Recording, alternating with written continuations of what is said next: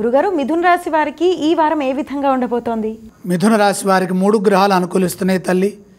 4వ రాశిలో వ్యాపార గ్రహమైన బుధుడు, 5లో లక్ష్మీ కటాక్షాన్ని ఇచ్చే శుక్రుడు, రాజ్యంలో రాహువు కార్యసిద్ధినిస్తున్నారు. వ్యాపార లాభాలు కలుగుతాయి. వాణిజ్యంలో కలిసి వస్తుంది. మీరు చేసే పనుల్లో విజయాలుంటాయి. క్రయ విక్రయాలకి అనుకూలమైన ఫలితాలు వస్తాయి. కృషికి తగిన ప్రతిఫలం ఉంటుంది. చురుకైన ఆలోచన సరళితో మంచి నిర్ణయాలు తీసుకొని అవసరమైన పనులు చేసి మీ బాధ్యతలను మీరు చక్కగా నిర్వర్తించుకోండి. ధనయోగం శుభప్రదం, మేలు చేసేవారున్నారు. మిత్రుల సహాయంతో కొన్ని పనులు పూర్తవుతాయి.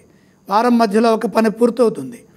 వ్యాపార ప్రయత్నాలు ప్రారంభించబోయే ముందు 1-2 సార్లు పునఃసమీక్ష చేయండి. పట్టుదలతో చేసే పనులు విజయాన్ని ఇస్తాయి. ఉద్యోగంలో గౌరవం పెరుగుతుంది. శాంతంగా వ్యవహరించండి. తోటివారితో కలుపుగోలుగా గౌరవంగా మాట్లాడండి. వివాదాలకు అవకాశం ఉంది. విసుగు చెందకుండా, నిరుత్సాహం చెందకుండా ఉత్సాహంగా వ్యవహరించాలి. కార్యక్రమాలు పూర్తి చేసే క్రమంలో ఓర్పు అవసరం. కొందరు అదే పనిగా మీ ప్రతిష్టకు ఇబ్బంది కలిగించాలని చూస్తారు. కాబట్టి గౌరవాన్ని కాపాడుకునే విధంగా కుటుంబ సభ్యుల సూచనల్ని పాటించండి. కుటుంబ సభ్యులతో కలిసి పనిచేయండి. ఆరోగ్యంపై శ్రద్ధ చూపండి. గురుగారు, అదేవిధంగా మిథున రాశి వారు ఈ వారం ఏ స్తోత్రాన్ని పఠించాలి?